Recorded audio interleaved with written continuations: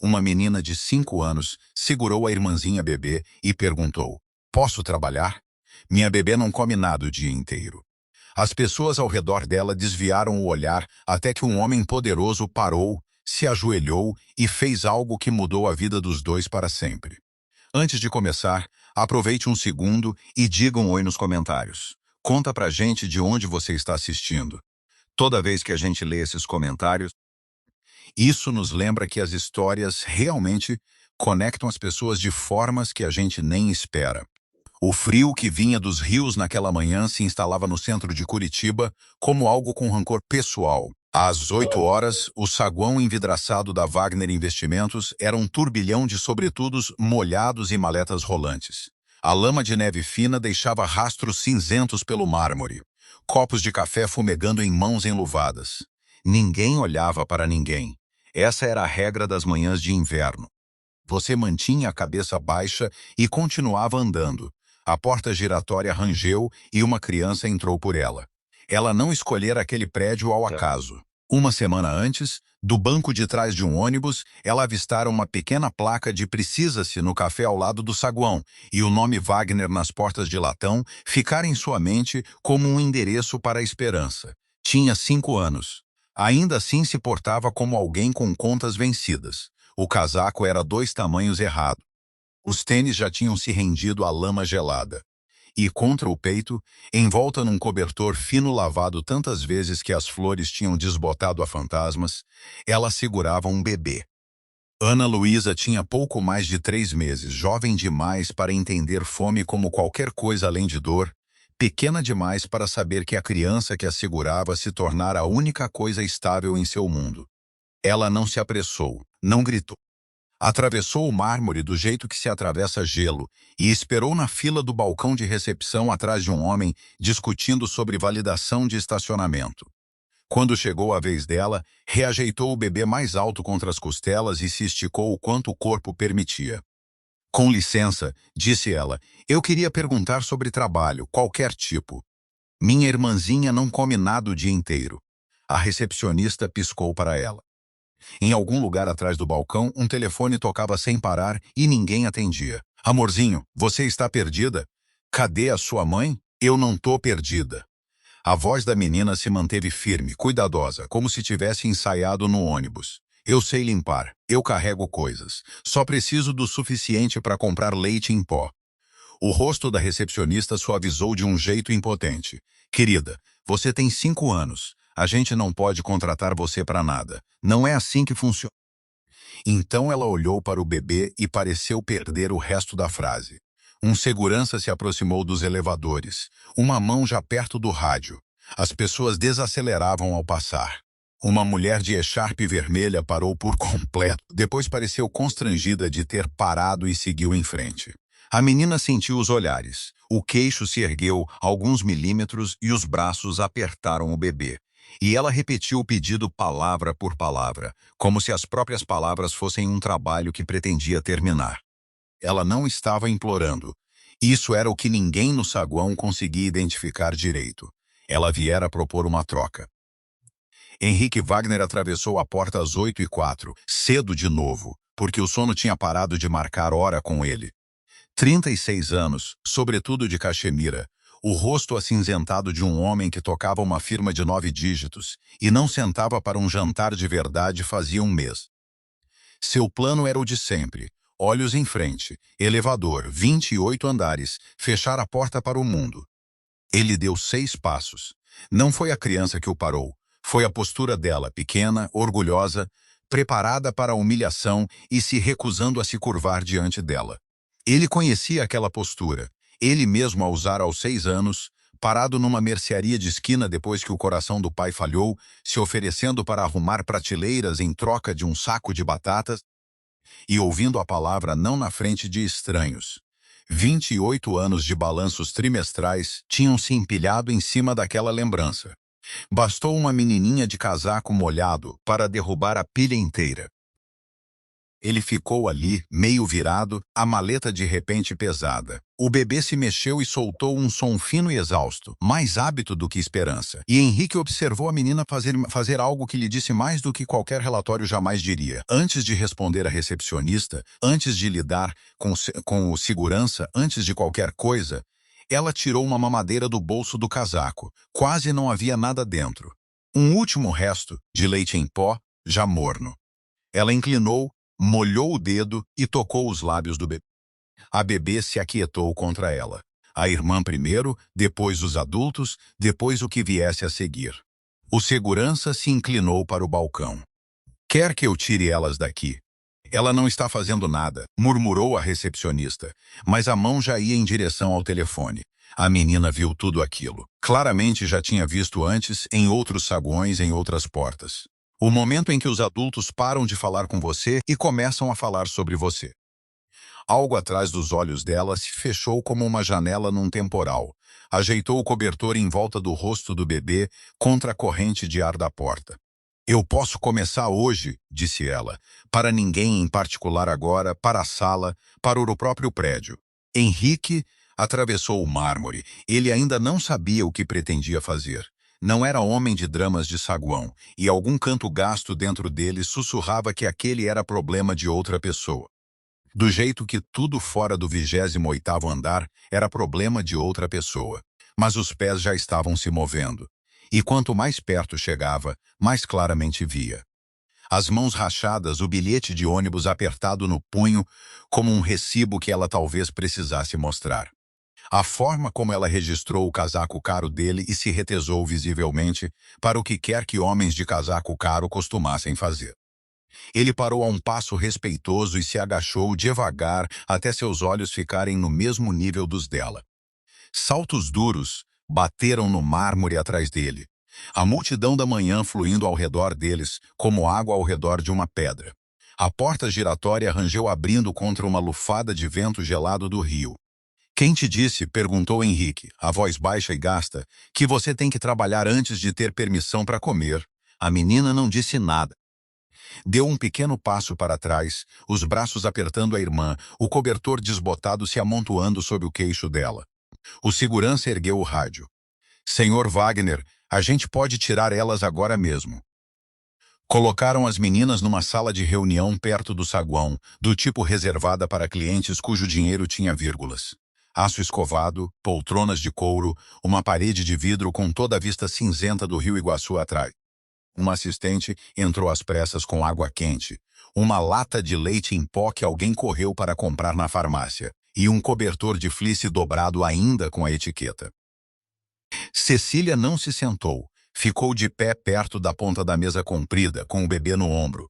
Posicionada, Henrique notou, de forma a poder ver tanto a porta quanto a janela. Sentar, ao que parecia, teria significado relaxar, e relaxar não era algo para o qual ela tinha orçamento. Você pode se sentar, disse Marisa Jardim, chefe de gabinete de Henrique, na voz mais gentil que o 28º andar já tinha ouvido dela. Eu fico bem em pé, obrigada, senhora. O bebê começou a se remexer fracamente contra o casaco de Cecília, os punhozinhos se mexendo. E o que aconteceu em seguida silenciou a sala mais completamente do que qualquer discussão conseguiria. Cecília se moveu como uma trabalhadora que já fizera aquilo 10.000 vezes. Mediu o leite em pó sem derramar um grão. Fechou a mamadeira e a rolou entre as palmas em vez de sacudir. Pingou 2 gotas no pulso e esperou, os lábios se movendo num conta antes de oferecer. O nome dela é Lulu, disse, sem que ninguém perguntasse. Ela gosta um pouquinho mais quente do que diz na lata. Henrique ficou junto à janela com o café esfriando na mão. Já tinha visto diretores financeiros fazerem apresentações com menos domínio do assunto. E o seu nome? Perguntou Marisa. Cecília. Cecília Duarte. Uma pausa. Depois, com cuidado, eu tenho 5 anos, mas sou pequena para a idade. Aí as pessoas erram o chute. Elas conversaram com ela gentilmente e a vida da menina foi saindo do jeito que o inverno atravessa uma janela velha. Não tudo de uma vez, em correntes de ar. Ela sabia que o aquecedor do apartamento deles batia às 4 da manhã, e era assim que sabia se checar se a Lulu tinha chutado o cobertor. Sabia que a mercearia da esquina deixava comprar uma banana só e que o homem de lá às vezes arredondava para baixo. Sabia exatamente quanto tempo a Lulu conseguia chorar, mais ou menos a duração de um intervalo comercial, antes de os gritos começarem do outro lado da porta do quarto. Sabia manter a televisão baixa. Sabia quais degraus rangiam. Ninguém ensinava esse mapa a uma criança. Uma criança o desenhava sozinha. Uma noite ruim de cada vez. "E quem está em casa agora?" perguntou Marisa. "Sua mãe?" Os olhos de Cecília foram para o meio da distância. Mamãe foi embora. Seco. Um fato arquivado havia tempo. A Tainá fica lá. Ela toma conta. Uma pausa. "Na maior parte das vezes sou eu que tomo conta." Henrique pousou o café. "Cecília, quando foi a última vez que você comeu?" "Não a Lulu, você."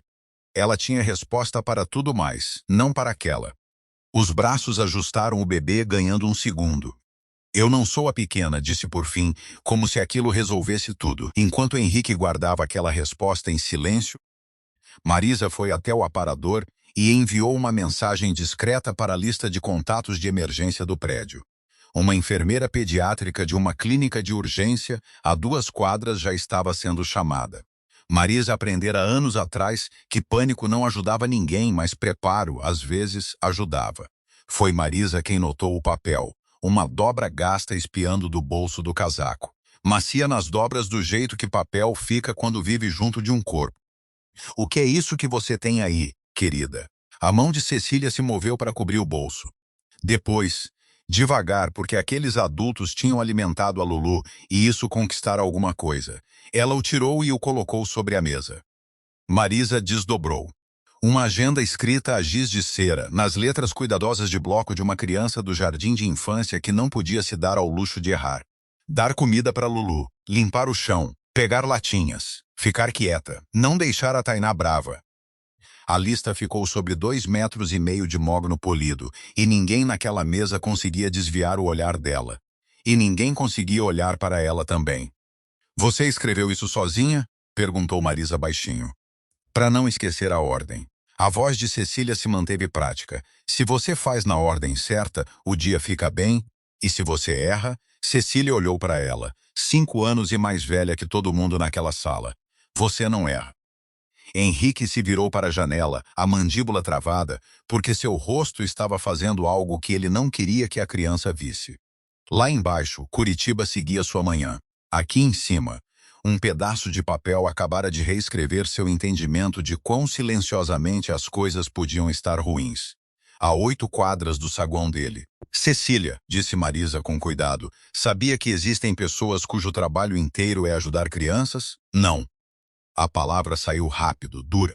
A primeira rachadura na compostura dela a manhã toda. Ela deu um passo atrás, apertando a Lulu com mais força. "A Tainá diz que se alguém descobrir, o Estado leva a Lulu para outro lugar. Bebê vai para um lugar e criança grande vai para outro lugar, e você nem fica sabendo onde." Ela respirava mais rápido agora. "Ela é minha irmã.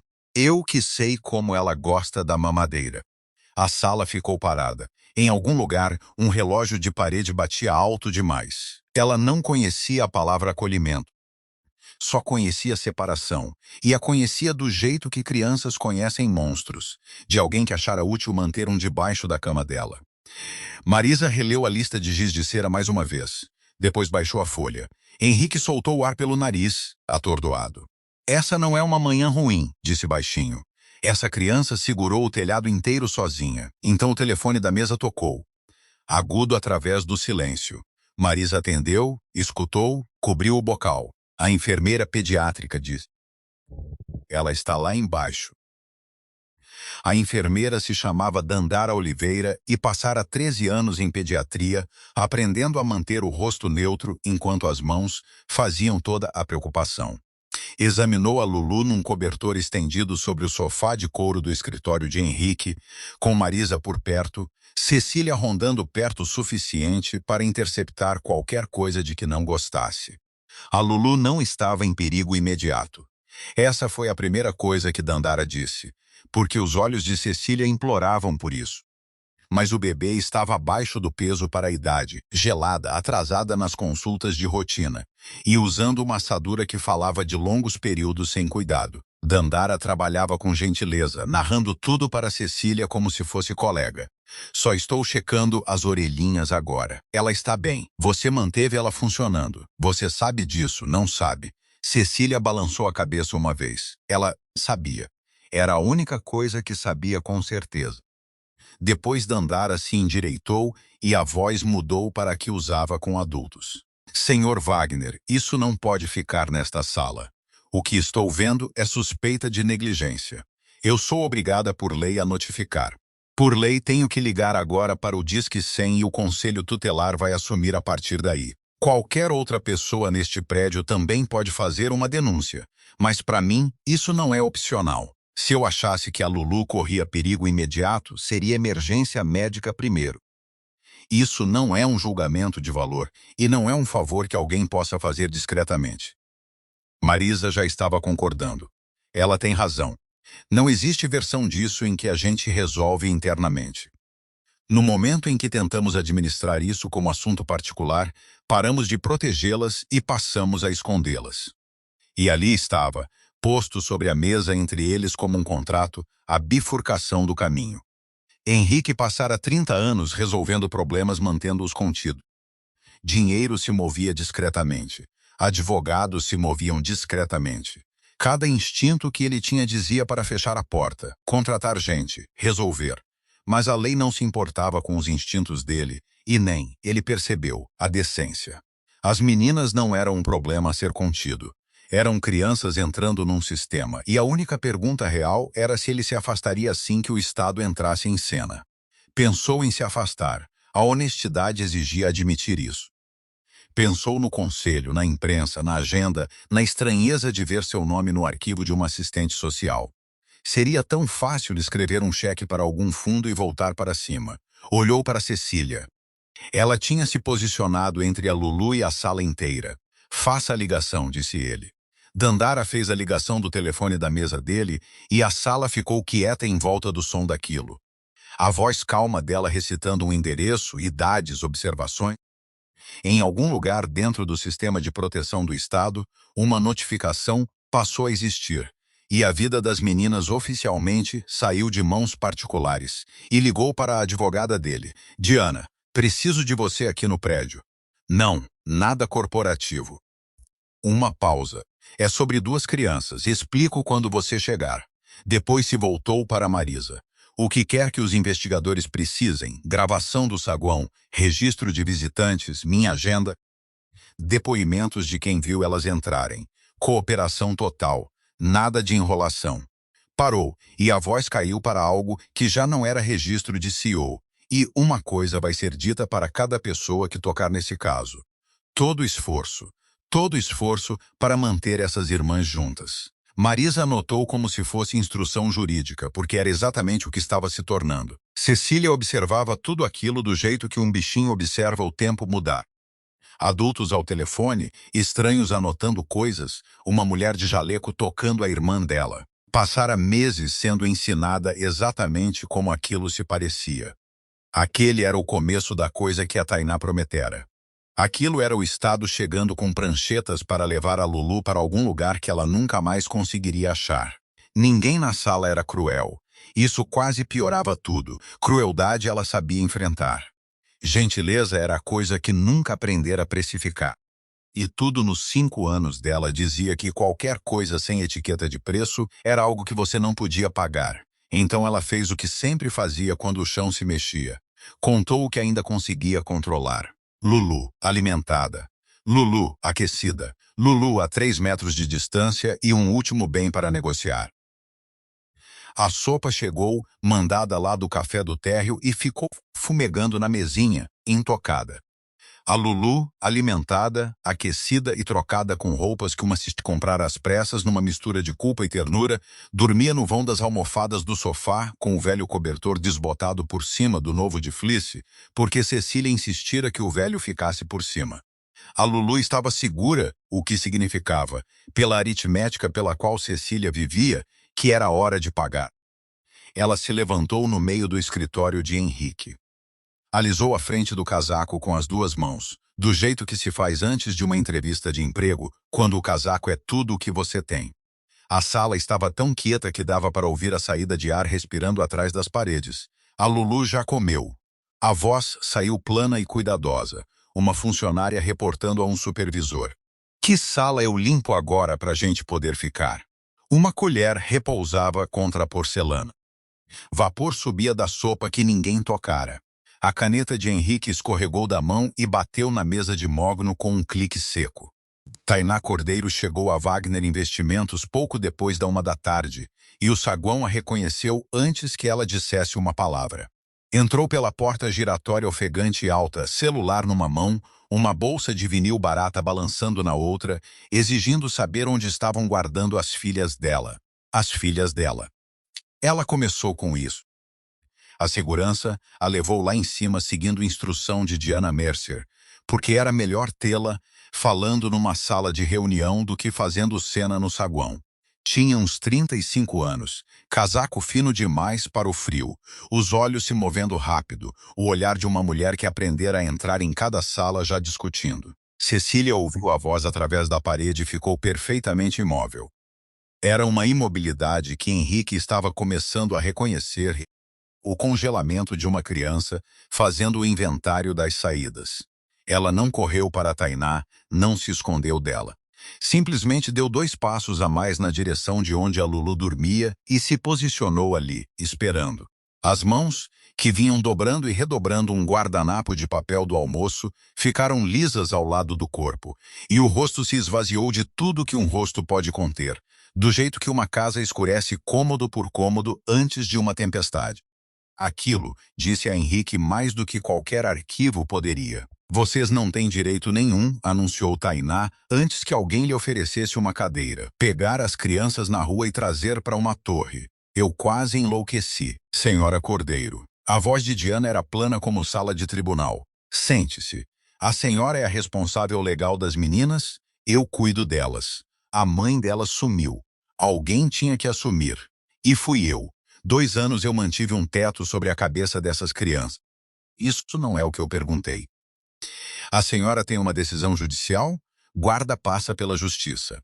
Papelada. Um juiz. Um número de processo. A senhora tem isso? Por meio segundo, algo tremeluziu sob a raiva de Tainá. Depois a raiva voltou mais alta, do jeito que acontece quando é a última carta que resta. Eu não preciso de papel para ser família.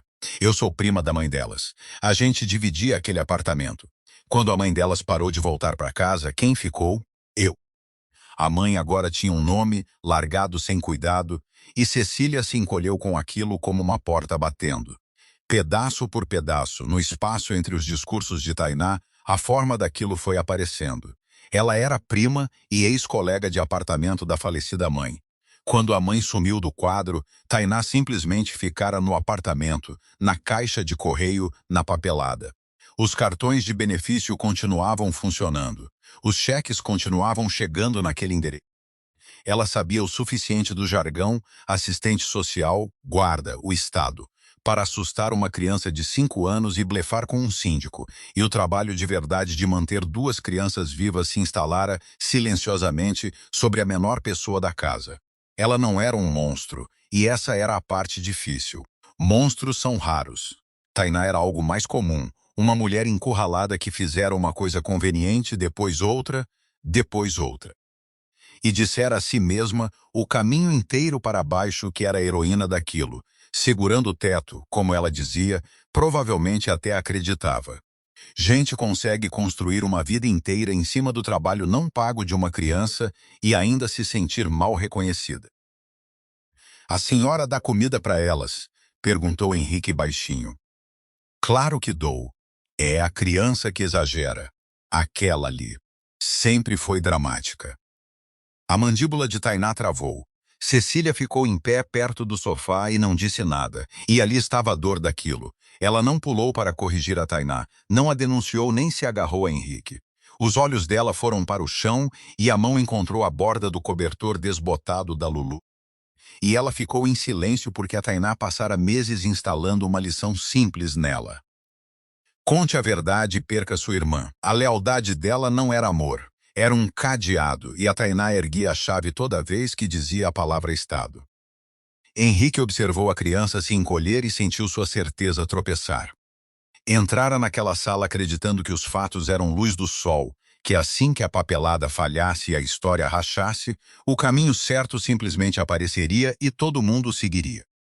Ele era um homem que vivia por planilhas, mas a menina não testemunharia com os olhos, e ele começou a entender, vagamente, que não estava enfrentando a Tainá.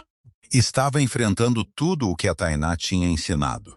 Você podia vencer a discussão e ainda perder a criança. Diana empurrou um bloco legal na direção de Tainá. Nomes dos médicos das meninas, matrícula escolar. Alguma coisa que a senhora possa oferecer? Eu não tenho que dar nada para vocês. Tainá empurrou a cadeira para trás e se levantou, e o resto da bravata cristalizou em algo mais duro. Abriu o zíper da bolsa e bateu uma pilha de papéis amassados na mesa, contas de luz, uma carta de benefício, envelopes com o nome de uma mulher morta aparecendo pelas janelas plásticas. Esse é o endereço. Essa é a casa. Minha. Apontou um dedo para Henrique. Você acha que dinheiro faz de você a lei? Você pegou 2 crianças que não são suas. Sai desse escritório que eu chamo a polícia e falo que você sequestrou elas. Antes que Henrique pudesse responder, 3 batidas fortes soaram na porta da sala de reunião. As batidas pertenciam a Danilo Reis, investigador do Conselho Tutelar com 10 invernos daquele trabalho estampados no rosto e um crachá plastificado que ele ergueu sem cerimônia. Entrou com uma colega, uma maleta de notebook e a calma particular de um homem que já entrara em 1000 salas onde todo mundo gritava. Senhora Cordeiro. Que bom. Pousou o crachá na mesa. Tenho algumas perguntas. As perguntas não eram dramáticas, isso era o que as tornava letais. Em que escola Cecília está matriculada? Tainá deu um nome, depois se corrigiu. Quem é o pediatra das meninas? Uma pausa longa demais, depois uma clínica que tinha fechado no ano anterior. Quem comprou a última lata de leite em pó? No nome de quem está o contrato do apartamento? Quando foi a última consulta da Lulu? Tainá respondia cada pergunta do jeito que um nadador ruim boia. E Danilo anotava sem parar, e cada linha que ele escrevia deixava a sala mais silenciosa. Depois ele fez a pergunta que fechou o caso. Senhora Cordeiro, que marca de fralda Lulu usa? Tainá o encarou. Cecília, disse Danilo gentilmente, sem erguer os olhos. Você sabe? Tamanho 2, disse Cecília do sofá automático como respirar. O pacote roxo, não o verde. O verde vaza. Ninguém disse nada por um momento. Uma menina de 5 anos acabara de testemunhar melhor do que a mulher que se dizia guardiã dela. Sem querer, sem sequer entender o que tinha feito. Tainá entendeu. O rosto dela passou da raiva ao medo aritmética, e ela recolheu os papéis amassados de volta na bolsa como fichas de uma mesa perdida. Eu não preciso ficar sentada aqui para isso. Ninguém a impediu quando ela saiu. Essa foi a estranha misericórdia do processo. Nenhum veredito gritado, nenhuma algema, só uma mulher saindo de uma história que vinha contando havia 2 anos rumo a uma investigação da qual não conseguiria mais escapar falando. Mas eis o que Henrique não entendera até aquela hora, e o que Danilo Reis explicou com a paciência cansada de quem explicava aquilo todo dia. A saída da Tainá não resolvia nada. O processo do Estado tinha começado, e o processo do Estado era impessoal. Não se importava com quem era rico ou justo. Se importava com uma pergunta, e a pergunta tinha prazo. Onde essas meninas dormem hoje à noite? Diana já estava ao telefone no canto havia 1 hora. Acolhimento emergencial passa pela secretaria e pela justiça, disse ela. Não por este escritório. Não existe versão em que o Sr. Wagner simplesmente as leva para casa como bagagem. Correto, disse Danilo. Acolhimento familiar é uma casa temporária segura para crianças sob nossos cuidados, licenciada, inspecionada, revisada. Se o Sr. Wagner quiser que a casa dele seja considerada, ele entra no processo como qualquer um. Checagem de antecedentes, vistoria da casa, entrevistas. Parte disso pode andar no mesmo dia, em caráter emergencial. Ele olhou para Henrique ao dizer isso. Não era um desafio. Era uma porta segurada aberta com o frio visível do outro lado. E se nenhuma casa aprovada aceitar as 2 hoje, Perguntou Henrique. A caneta de Danilo parou. Aí a gente coloca onde tiver vaga. Bebês e crianças em idade escolar nem sempre vão para a mesma casa. A gente trabalharia para reuni-las. Mas hoje elas podem ser encaminhadas separadamente e resolvidas depois. Ele disse baixinho. Mesmo assim, detonou. Cecília saiu do sofá como se ele estivesse pegando fogo. Não. Olhou de rosto em rosto, fazendo a conta que vinha temendo desde a manhã, e a achou verdadeira. O monstro da Tainá real, afinal, de pé numa sala bonita, usando um crachá plastificado. Não. Por favor, não leva ela. Eu trabalho. Eu não como. Só não separa a gente. Eu não como. Ofereceu aquilo como moeda. Fora ensinada que era. Henrique ficou parado no meio da própria sala de reunião. Um homem que passara décadas mantendo seu nome fora de qualquer coisa que não pudesse controlar e entendeu que chegara ao ponto médio da própria vida.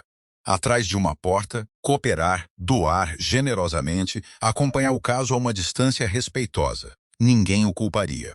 O conselho dele agradeceria em silêncio. Atrás da outra, papelada com a assinatura dele, inspetores em sua casa na hora do jantar, sua agenda e privacidade e vida cuidadosamente isolada, entregues a duas crianças que não confiavam nele e não tinham motivo para isso.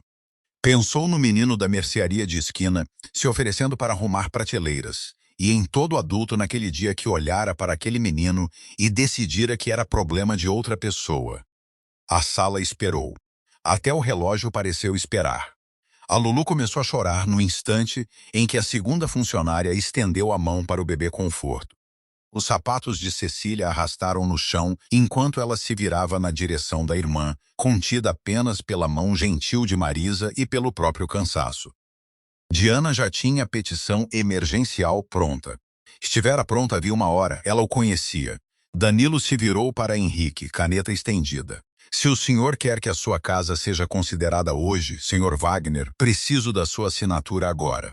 A caneta tocou o papel. A assinatura não lhe dava às meninas. Dava ao Estado permissão para examiná-lo. A casa ficava no batel, entre árvores antigas e dinheiro ainda mais antigo, e passou pela vistoria emergencial do jeito que Henrique passava por tudo, minuciosamente, e às 10 da noite. As meninas chegaram naquela noite num carro de assistente social. Não no carro dele, porque processo era processo, e Cecília atravessou a porta da frente carregando a Lulu e o cobertor desbotado e nada mais que possuísse. Ela não suspirou diante do lustre. Contou as portas. Henrique a observou fazer aquilo e entendeu que estava vendo uma avaliação profissional. Porta da frente, porta da cozinha, as janelas altas que abriam, para onde iam as escadas, onde a Lulu dormiria, o que ela confirmou 2 vezes. Depois, enquanto a assistente social conferia papelada no corredor, Cecília se esgueirou até a despensa e ficou lá parada por um longo momento, não maravilhada, auditando. Contando latas do jeito que um fiscal de banco conta gavetas, catalogando o que uma casa daquele tamanho consumia, calculando, Henrique perceberia só depois exatamente quanto 2 bocas a mais custariam. Luxo não significava segurança para ela. Luxo significava pertencente a outra pessoa. Cada coisa bonita naquela casa era mais uma coisa pela qual ela poderia ser culpada de quebrar. Henrique errou as 2 semanas seguintes majoritariamente do jeito específico como um homem decente e com recursos erra as coisas. Comprou demais. Sacolas de 3 lojas de brinquedo apareceram na sala antes que alguém perguntasse a Lulu o que a assustava, que acabou sendo o aspirador de pó e vozes masculinas erguidas, nessa ordem. Confundira conforto com segurança, e Cecília sabia a diferença antes dele. Fez um quarto de bebê em 3 dias, paredes verde-água, um berço que custava mais que o aluguel da Tainá, um móbile de estrelas de feltro. Apresentou aquilo do jeito que apresentava aquisições, quieto e orgulhoso, e Cecília ficou na porta e disse que estava muito bonito. E naquela noite, mudou as coisas da Lulu para o próprio quarto e dormiu no chão ao lado do berço que já tinham. Um quarto pronto não era uma promessa. Ela não tinha motivo para acreditar em quartos. O conselho ia e vinha nos prazos. Diana traduzia cronogramas na mesa da cozinha, datas de revisão, datas de audiência, o longo meio-termo burocrático. Marisa, que se autonomeara chefe do departamento de honestidade de Henrique, observou-o tentar comprar o caminho até as meninas e finalmente disse, sem rodeios, na hora do café: "Você está administrando elas como projeto. Logística não é amor. Ela consegue notar a diferença mais rápido do que você." A Lulu amoleceu primeiro, porque bebês não guardam registros. Em uma semana, já esticava os braços para o colarinho de Henrique quando ele a carregava, adormecendo no ombro dele durante o jornal da noite. E algo no homem afrouxou com aquele peso, um músculo que ele vinha travando havia 21 anos. Cecília observava aquilo também. Educada, útil, alerta e profundamente descrente. Agradecia do jeito que se agradece ao motorista de ônibus. Limpava balcões que ninguém pedira. A confiança não fora recusada, fora adiada, pendente de provas. Depois veio a quinta-feira. Ele tinha prometido estar em casa para o banho da Lulu e para a pizza que Cecília, depois de real deliberação, concordara em querer. Mas o caso chegara às páginas de economia, uma matéria de agência, o nome dele, a palavra acolhimento, e um conselheiro preocupado transformaram uma ligação de cortesia num incêndio de 2 horas. Henrique resolveu. Era bom em incêndios. Chegou em casa às 9h40, numa cozinha escura. Pizza na geladeira e a porta de Cecília fechada. Atraso para a maioria das crianças é atraso. Para Cecília era dado. Era a primeira falha num padrão que ela vinha secretamente registrando num gráfico e confirmava o teorema mais antigo que ela conhecia. Adultos aguentam até que param. Já vira o começo daquilo antes. Primeiro chegam tarde em casa, depois chegam cansados, depois a criança vira a razão dos dois, e a conta começa em voz alta ou em armários batidos. Sobre quanto tudo custa. Ela não chorou por isso. Choro era para crianças que podiam se dar ao luxo. Em vez disso, ficou deitada no escuro fazendo o que sempre fazia quando o chão se mexia.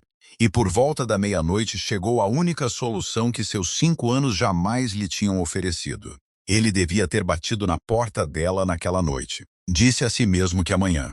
Às 2 da manhã acordou com um som nas paredes da casa.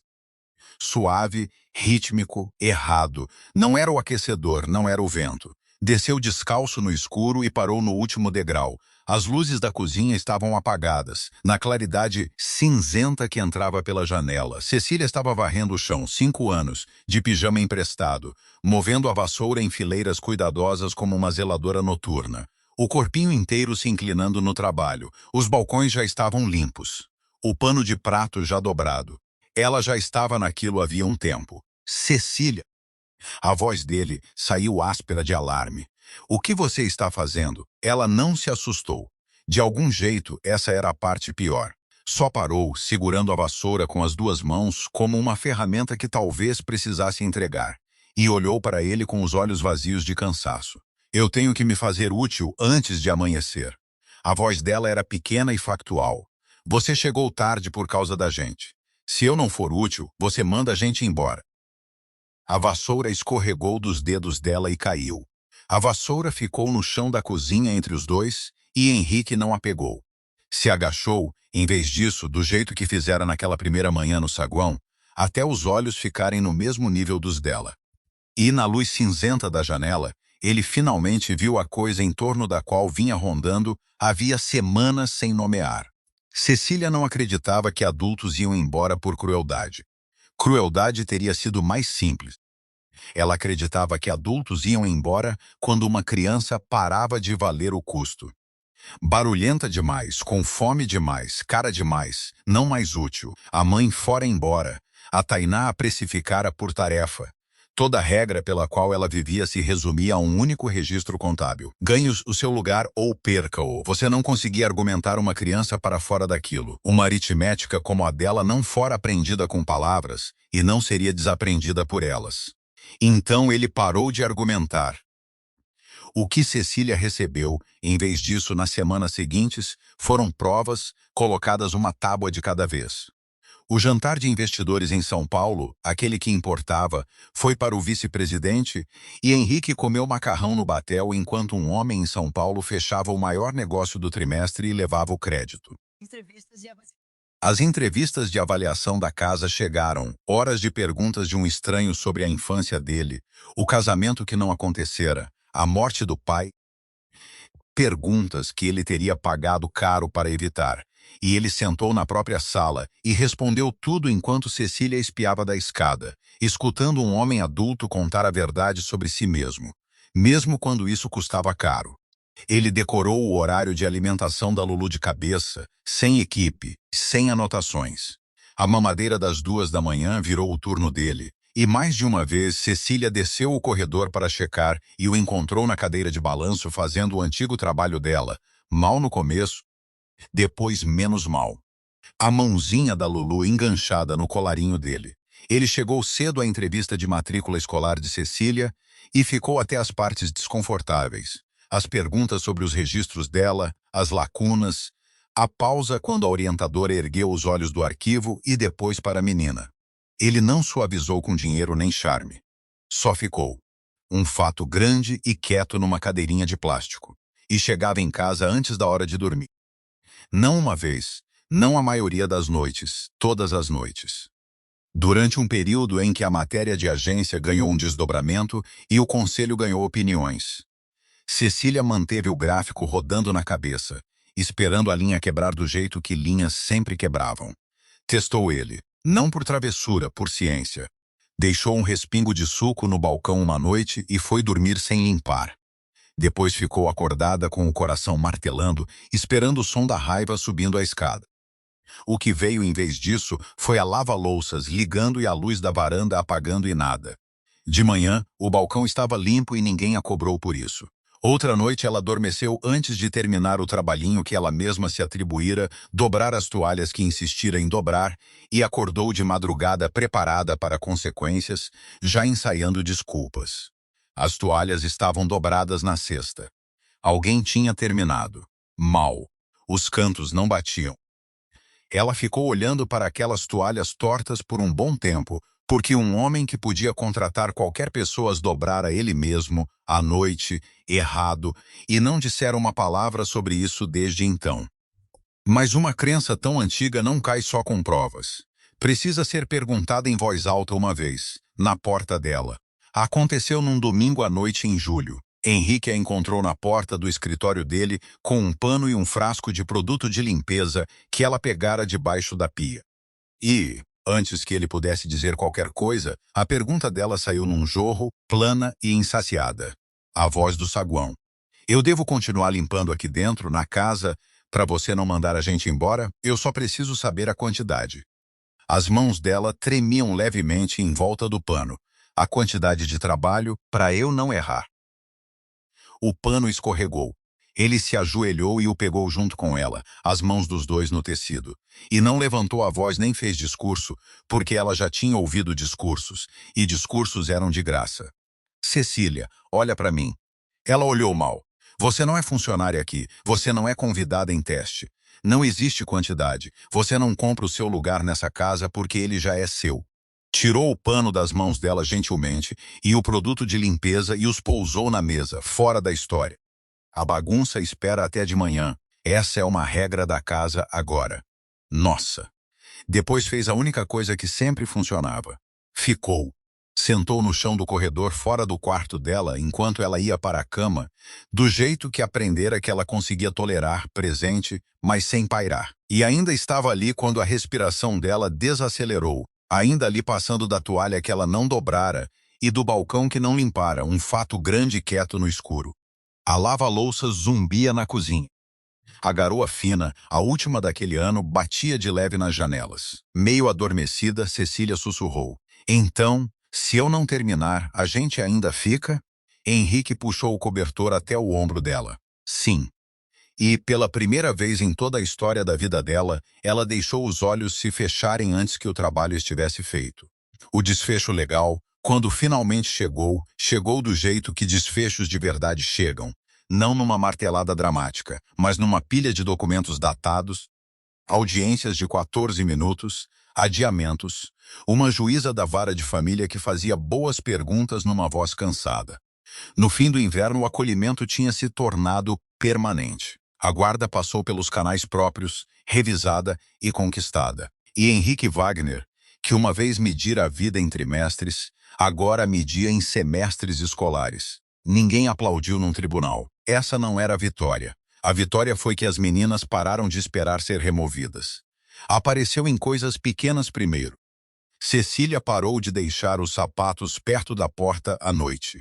Deixou os livros de biblioteca se espalharem em vez de empilhados para uma saída rápida. E numa tarde, Henrique encontrou a mochila escolar dela completamente esvaziada, papéis e lápis soltos numa gaveta que ela reivindicara, porque só se desempacota por completo num lugar em que se pretende ficar. O desfecho de Tainá teve o tamanho que merecia. A investigação sobre os benefícios e a negligência avançou na velocidade das instituições. E qualquer contato que o futuro reservasse passaria por canais supervisionados e ordens judiciais, não pela raiva de ninguém. Henrique nunca falou o nome dela dentro de casa. Cecília, uma vez, na hora de dormir, perguntou se a Tainá estava encrencada por causa do que a Cecília tinha contado aos investigadores. E Henrique respondeu do único jeito que se sustentaria. A Tainá está encrencada por causa do que a Tainá fez. Levou um tempo para Cecília acreditar na frase. Guardou assim mesmo, do jeito que guardava coisas úteis. A casa no Batel tinha, no outono, perdido o silêncio de museu. Havia giz de cera na mesa da cozinha, a maioria quebrada do jeito honesto que giz de cera deve quebrar. Uma bolsa de fraldas caída no banco da lavanderia. Um panfleto escolar sobre uma feira beneficente pendurado na geladeira sob um imã. E uma das pastas jurídicas de Henrique fora empurrada para debaixo de uma pilha de livros de biblioteca, onde ficou por 2 semanas sem o mundo acabar. Cecília estava na primeira série, era boa em matemática, sem surpresa, e demorava a levantar a mão, e ainda registrava coisas que nenhuma criança deveria auditar. Qual porta a professora usava, quanto leite tinha sobrado, quais vozes no mercado estavam ficando mais altas. Em algumas manhãs ainda se assustava quando um homem 3 corredores adiante erguia a voz por causa de um resultado de futebol. A orientadora com quem ela se encontrava às terças dizia que curar não era um interruptor, era uma estação, e estações levam o tempo que levam. A Lulu, 10 meses agora, virara uma cidadã robusta e barulhenta da casa, que puxava livros das estantes e alcançava tudo, inclusive, numa tarde de outubro específica, o velho cobertor, e foi assim que ele conquistou seu lugar de vez. Fora lavado até ficar macio como um suspiro, remendado numa borda onde os anos tinham desgastado, as flores desbotadas agora mal um boato. Podia ter sido jogado fora meses atrás. Havia cobertores mais novos, mais quentes, melhores em cada cômodo, mas Cecília perguntara lá pelo meio do ano se podiam guardá-lo, e Henrique entendera completamente o pedido. Não era mais um cobertor. Era um registro, prova de onde tinham vindo e de quão longe, dobrado e enquadrado na prateleira do closet de roupa de cama, onde quem precisasse podia ver. Já não significava emergência, significava sobrevivência. Para Cecília, guardá-lo não era se apegar ao passado, era prova de que o passado não tinha vencido. E então era um sábado de novembro, e nada nele era especial, o que era exatamente o ponto. O aquecimento estalava e batia nos radiadores antigos. A geada no quintal cedia cedo sob um sol pálido, e a garoa derretida pingava da calha do lado de fora da janela da cozinha, constante como um relógio. Henrique estava no fogão fazendo panquecas mal feitas. Fazia mal toda semana. A primeira sempre grudava. A segunda sempre saía com o formato de uma luva. Ele tinha gente que poderia fazer aquilo perfeitamente. Fazia ele mesmo, imperfeitamente, porque em algum ponto do último ano tinha aprendido a diferença. Sobretudo, com uma menina de 5 anos.